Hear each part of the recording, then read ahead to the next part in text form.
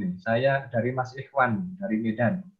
Pertanyaannya terkait dengan aplikasi Zoom yang saat ini digunakan. Gitu. Saya baru saja menggunakan aplikasi Zoom tersebut dan login menggunakan akun Gmail yang biasanya digunakan.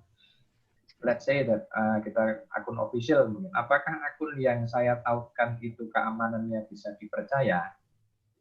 Ya, kalau menurut saya lebih baik itu kan bisa, kalau di Zoom itu bisa di delete account. Nanti masuk lagi ke Zoom-nya, kemudian nanti di setting tuh, saya lupa letaknya, tapi ada delete account. Itu bisa delete account. Kemudian ketika kita masuk ke Google kita, itu nanti juga ada, apa namanya, kan ketika kita pakai Zoom kan ada izin ya untuk menggunakan Zoom ini, mau menggunakan Google gitu kan, kita agree kan. Nah, itu bisa dibatalkan lagi di setting yang ada di Google. Jadi itu nanti kalau misalnya khawatir, dan sebaiknya memang enggak, karena itu riskan juga kalau Zoom-nya kebobol, nanti ya tempat kita juga kebobol. Bahkan untuk termasuk aplikasi yang lain, itu sebaiknya tidak menggunakan akun yang ada Android kita, atau mungkin ada data-data penting kita. Kecuali memang nggak ada datanya, kemudian Android kita cuma isinya game, kemudian nggak jelas, itu ya terserah saja. Tapi kalau memang itu penting, sebaiknya itu nggak menggunakan akun email yang bisa kita gunakan. Tapi itu nanti bisa di-delete di Zoom-nya maupun di Gmail-nya. Termasuk untuk aplikasi yang lain. Ya. Kalau itu menurut saya. Oke, ada tambahan Pak Yunan? Tadi saya mau masuk menambahkan tadi itu yang pertanyaan yang sebelumnya tadi itu sebenarnya. Oh, yang mana? Yang sebelum ini. Google Authenticator? Yang tadi. Kalau terkait dengan yang ini, pertanyaan yang terbaru ini, itu memang sih kalau aplikasi yang memang kalau sudah ditemukan, ini pengalaman saya, kalau aplikasi tersebut sudah ditemukan bugs-nya atau vulnernya, itu lebih baik kita menggunakan aplikasi yang minim vulnernya. Misalkan di sini kita di Zoom ini itu sudah ditemukan vulnernya atau celahnya, celah yang dimanfaatkan untuk hacker agar bisa dibobol. Nah, kalau saran saya itu menggunakan conference yang digunakan oleh Cisco yang secure.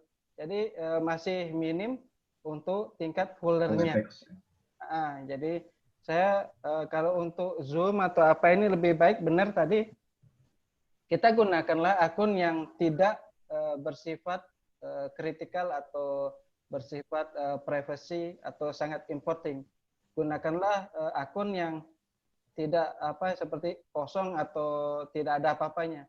Jadi jangan kita gunakan akun yang bersifat privacy atau import. Itu sih kalau dari saya. Sekian Pak Moderator.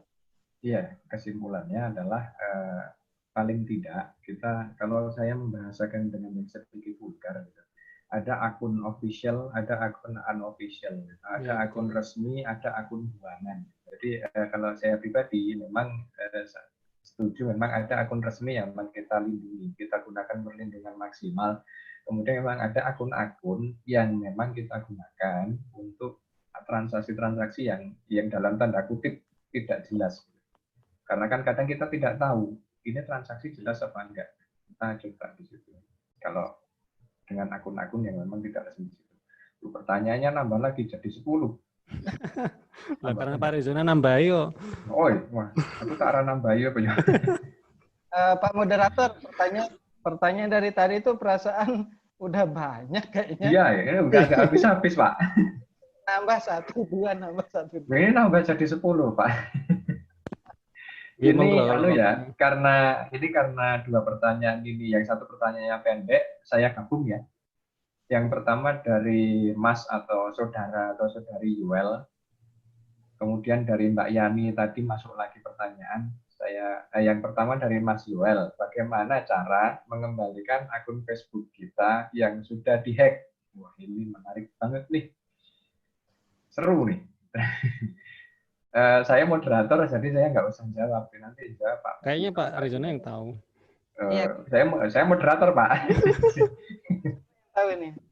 Oh, saya menjalankan fungsi saya sebagai moderator saja, Pak. Silakan Pak moderator untuk menjawabnya. Saya lupa begitu. Kemudian saya berikutnya dari Mbak Yani. Saya ingin bertanya kembali, Pak. Keamanan sistem di kampus saya kadang-kadang dihack oleh sistem lain. Padahal sistem dari kampus itu sudah dibuat baru. Karena sistem pertama dan kedua sudah kena hack. Bagaimana sampai bisa terjadi hacking terhadap sistem kampus, Pak? Terima kasih, Pak. Ya, ini karena topiknya dua ini mirip, yang satu hacking kampus, yang satu hacking Facebook, gitu ya. Jadi, dan saya moderator, Pak, ingat gitu. Jadi saya tidak punya hak untuk menjawab, punya haknya nambahin saja. Pak Basit atau Pak Yunan mungkin bisa menjawab terlebih Untuk dahulu. security Pak Yunan saja, Pak. Kalau Facebook saya belum pernah kehilangan ya, Pak. Mungkin Facebooknya no comment ya, tapi kalau untuk jaringan kampus tadi saya ada. Ya, silakan coba. Yang mana yang mau saya jawab ya? Yang dua-duanya, Pak. Kampus boleh, kampus boleh. Satu aja, Pak. Satunya Pak Basit. Yang Facebook Pak Arizona itu. Loh, kok saya? Kayaknya pengen ngomong itu kayaknya tadi. Tapi ini bukan, ini mohon maaf dari pembicara, ada masukan juga dari salah satu peserta. Ini pertanyaannya kira-kira OOT nggak sih? Tiba-tiba tanya. Ini terkait keamanan sih ya, keamanan jaringan. Jadi nggak out of topic ya. Masih masuk ke keamanan jaringan kan? Iya. Jadi nggak apa-apa ya, Pak. Dijawab aja ya, Pak. Oke, monggo. Oke, untuk Facebook saya serahkan pada Pak Yunan. Untuk Facebook saya serahkan ke Pak Basir. Untuk yang kampus saya serahkan ke Pak Yunan. Silakan, mana dulu yang mau dijawab, monggo. Ngurus Facebook saya. Oke, Pak. Pertanyaan akan menjawab yang kampus saja dulu, Pak ya. Oke, boleh. Kalau Facebooknya itu yang master Pak Basit aja, masternya.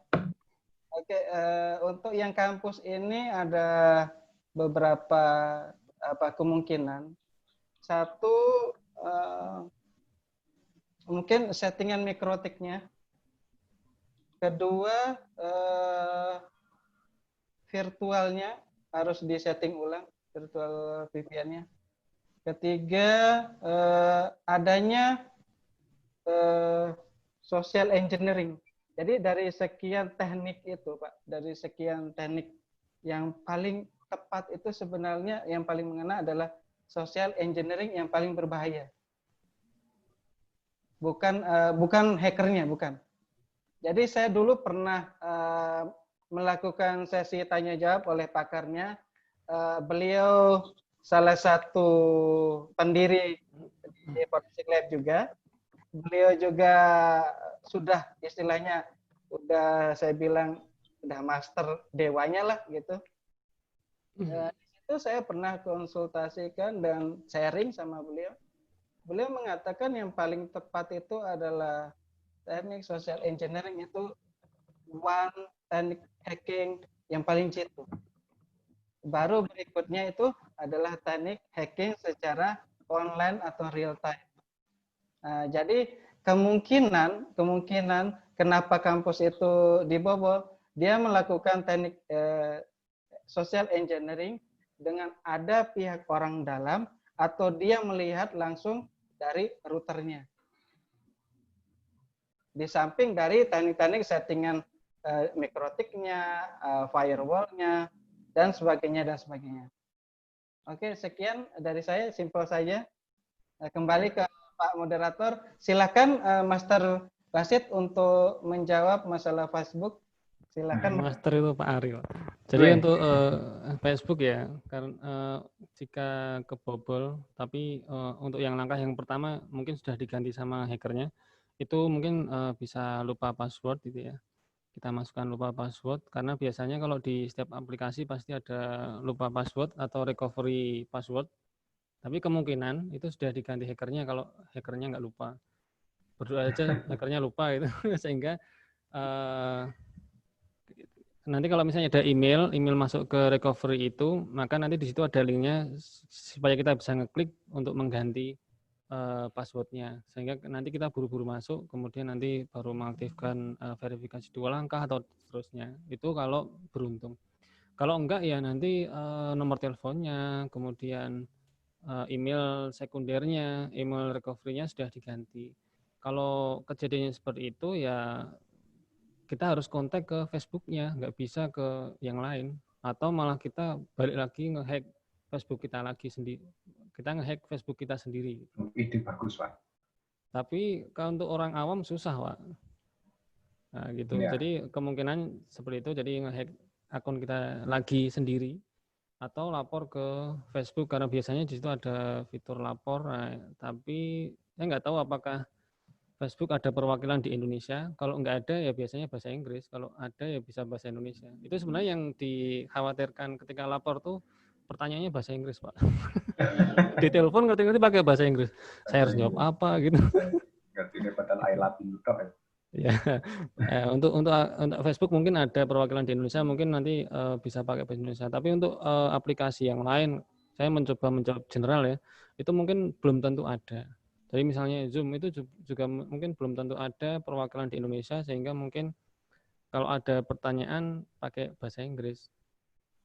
Gitu, Pak. Ya, oke. Mungkin Pak Azina bisa nambahkan, Pak. Disuruh nambahin lagi. Ya, begini. Kalau untuk tadi social engineering itu salah satu contohnya tuh saya PDKT sama Pak Basir gitu, Pak. Soto semangkok tapi passwordnya PDASI dikasih tahu dong Pak, itu namanya social engineering. Simpelnya kayak gitu.